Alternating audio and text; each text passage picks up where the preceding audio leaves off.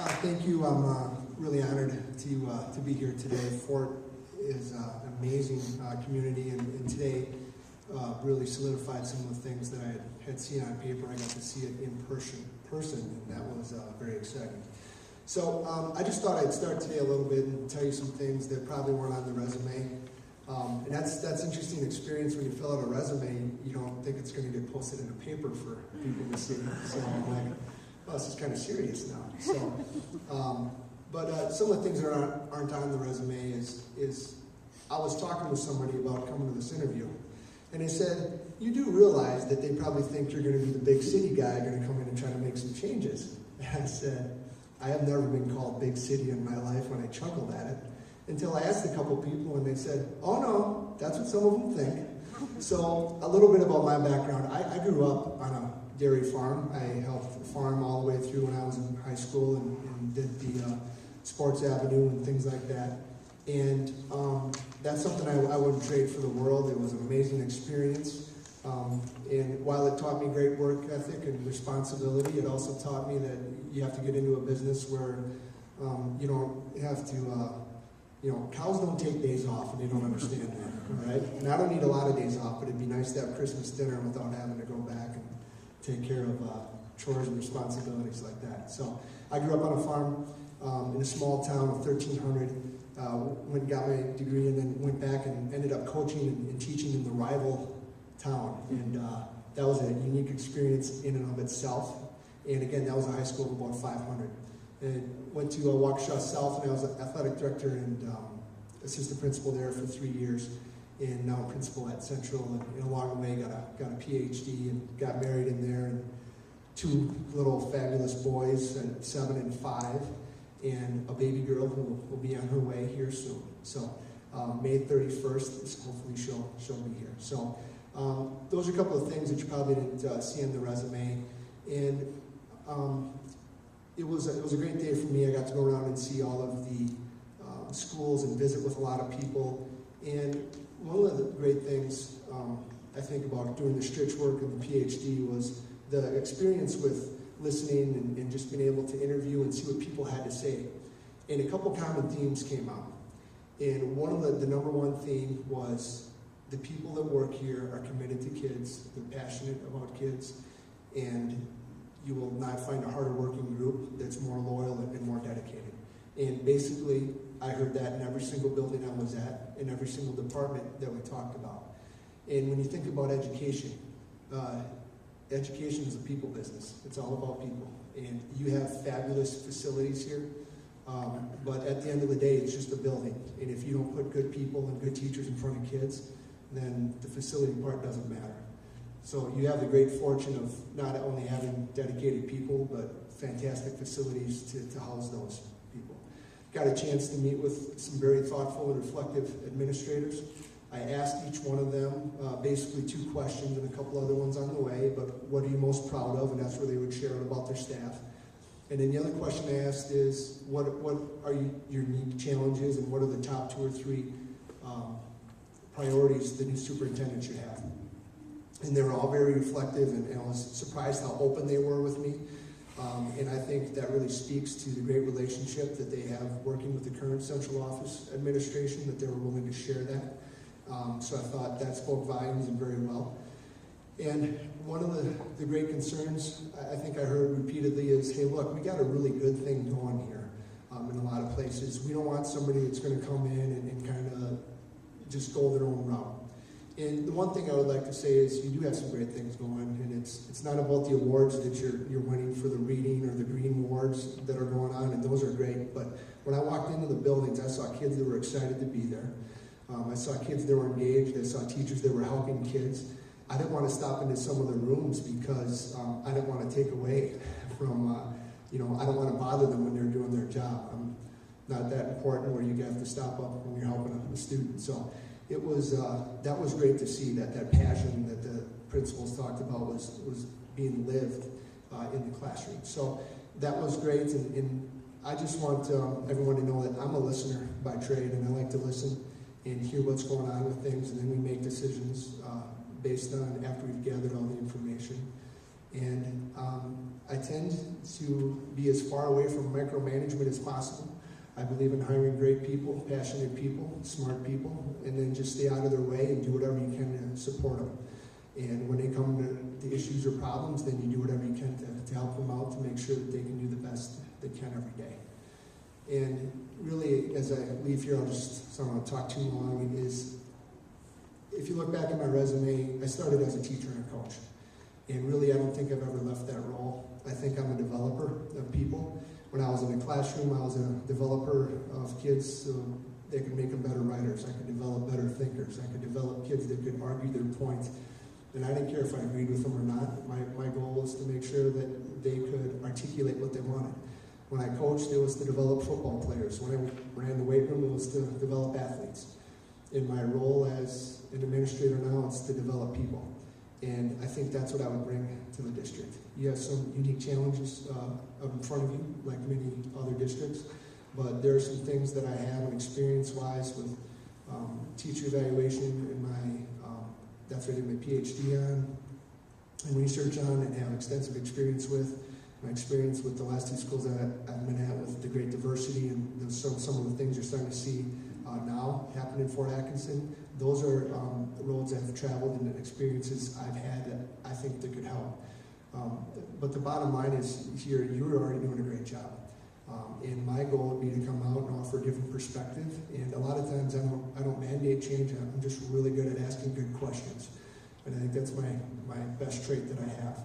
And to ask what's going on and how kids and teachers can improve.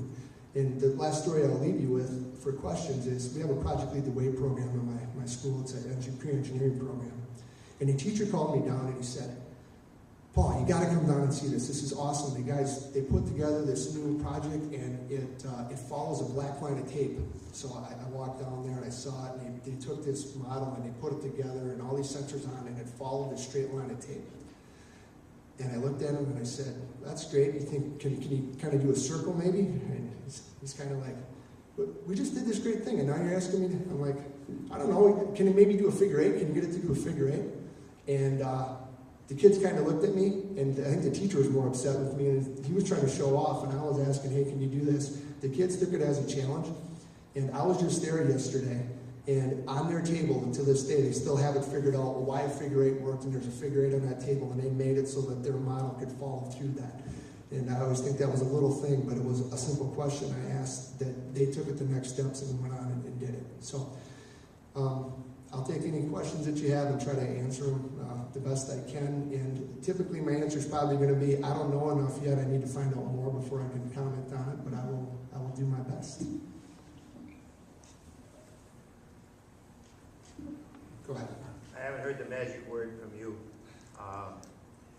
We are all, districts I think are in the same ballpark with the word referendum. The last time it happened here, it was like 4 votes that made it, and those were contested. Thoughts on that? And again, I think the referendums all hinge on communication and value.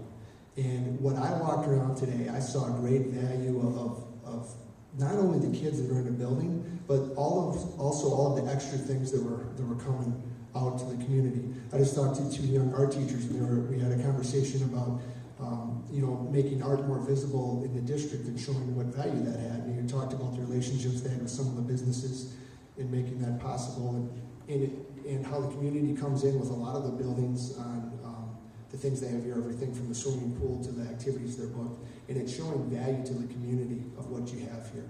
And I think that my role would be, if that would be the decision, is to make sure that's communicated and people completely understand what value they have and what they are going to gain from it. And it's really not about, it's about value, it's really not about the numbers to me, and being able to communicate that. So that would be the key. I just had a quick question about, can you talk a little bit about working with union members? We have a pretty strong union membership here, and how you feel about that? And again, a lot of this comes down to relationships and understanding. I'm a really good listener, I think. And one of the things that I've gained, actually kind of a unique experience I had is I worked at UPS when I was in college, and I ended up, within 9 months, I ended up promoted to a part-time supervisor. And there was a union steward there that we always talked all the time, and then all of a sudden she stopped talking to me because I wasn't in the union anymore. I was with the administration. And when that happened to me, I was pretty young at the time, and I thought, that's not right. I didn't change. You know, we're still trying to do the same thing. We have the same goal at the end of the day. And after a while, you know, she realized that I was the same guy who I was that we used to hang out with every day at lunch. So I think really that comes down to relationships and people. I'm completely honest about stuff. I'm transparent, and I think that makes it easy to work with people, and we just try to be fair with it. And when you get into situations like that, when you're working with people, I think if you're honest about it, and again, you ask those good questions and make sure everyone's on the same page and bring it back to, look, we're here about the students, we're here about the kids, what can we do that's the best, but what can we do that's fair?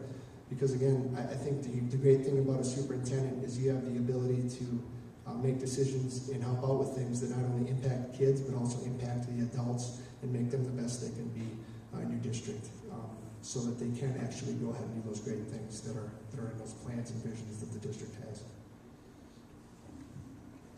What is your experience with your high school and the relationships with city and chamber? Here we sort of have this three-legged stool that is all three of them are very strong. And I'm sure you've already heard, a lot of participation and working together. What is your experience of West Allis? Sure. When you're in a bigger district like I'm currently at, a lot of those things, there's people dedicated to just doing a lot of those. In the situation though I'm in now, when I was an athletic director, I had a lot of community contacts around a wall of fame and things like that, so I had those relationships with the chamber. And the same thing now, like with our Project Lead the Way program, we have a advisory board that has community members that we work with and do things. We had a situation where I created a partnership with the hospital down the road. We were going to lose a program, it was going to get cut because of budgeting, and we were able to work out a deal where our parking lot, we get revenue rental that basically saved the program. So it was a way to be creative that way. And again, all the questions you're asking, and I understand why you're asking, if you really trace them back, it's all about relationships and handling people. And I don't know if that skill ever really changed. I mean, the context might change, but the content and who you are doesn't ever really change. Thank you. I'll throw one more, Paul. Okay. Interview question. I think you were related to your best ability. I know I got floored by this one time. Tell me what your best quality is and what quality really needs improvement. And I think you said you're a listener. It's your best quality. Yeah, I would go with the listening and asking questions. The one thing I told one of the directors, they were great with all day, and they were asking if I had any questions or what's going on. And I said, the one thing I always worry about me is there'll be times I'll be in a meeting, I won't say a whole lot. And that's just because I'm listening, reflective of what's going on. So I'm not really one to dominate a conversation and dominate the room. If I have to, or if that becomes a role, then I can do that, but typically that's not me. My worst trait would be interviewing for a superintendent position. So it only gets better than this, right? You know, I think the one thing that's going to, and I'd have the same question if I was out there honestly, is, you know, this guy, the experience that he lacks in the superintendent role. But I will tell you that I run a high school of 1,350 people. My admin team consists of a couple assistant principals, 2 dean of students, and an extensive student services, which is over 5-6 people big. And we encounter issues and problems of all sorts and contexts that basically mirror the job of what a superintendent would have. Anyway, I deal with everything from facilities to people issues to student issues to, you know, it's the same type of deal, I think, superintendent.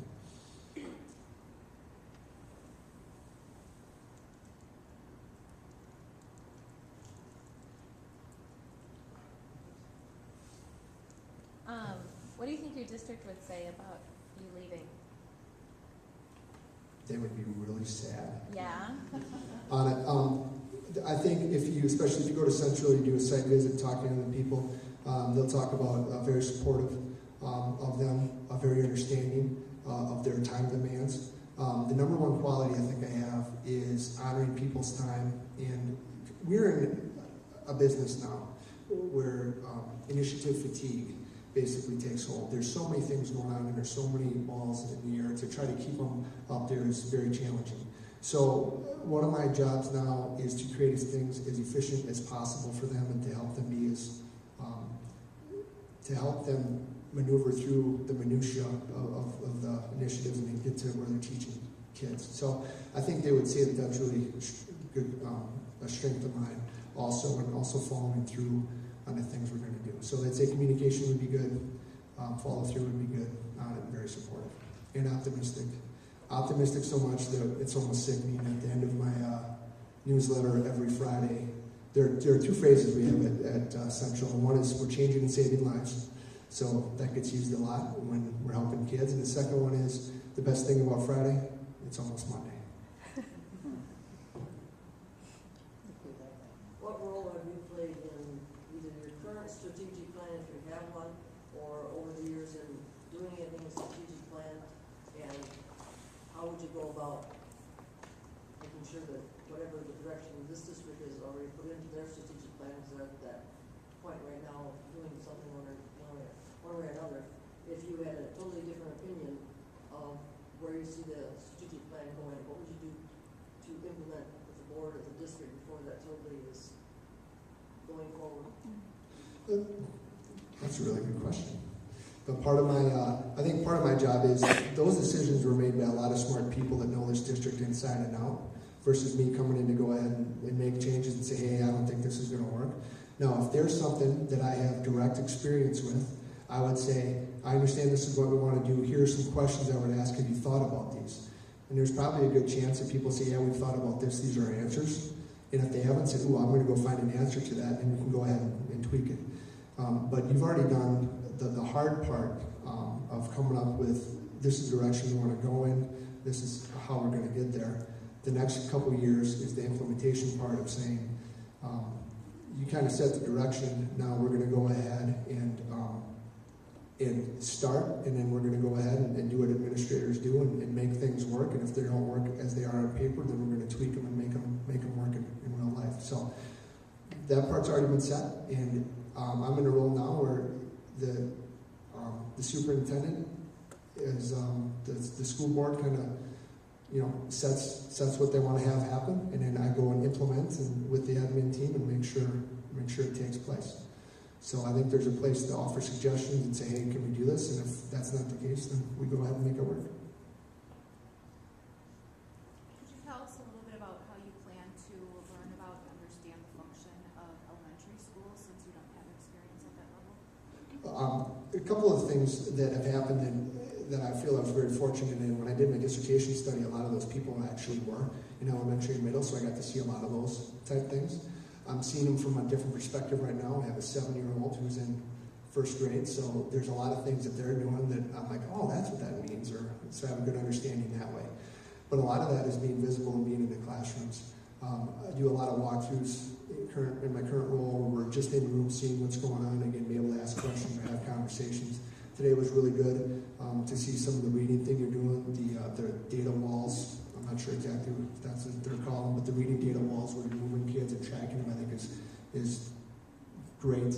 I mean, that's one of the things that I think would lose some power if it would be, if technology would be implemented and it'd be on a spreadsheet. It loses some of its power. But a lot of it has to be getting into schools and being part of that. I'm a really good learner. I'm a voracious reader, so a lot of times if I don't know something, I go ahead and I figure it out. And there's a lot of roles that I've been put in that I might have not had the experience, or I might have not been in that situation before, but I know I have a good network, I have good resources, and I go out and find out and go find really smart people and ask what they're doing, and then just get a good understanding of what's going on.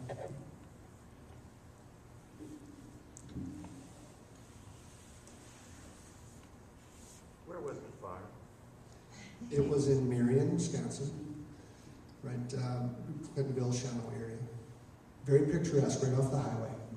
And I was the youngest of 10, an interesting story, but one of my brothers lives on a farm directly right next to it now. One of my brothers is right behind the farm and the land, and I have a sister that's on the other side. So 3 of them are still in they can still see the old homestead, so it's kind of nice. Any other questions for Paul? Thank you very much.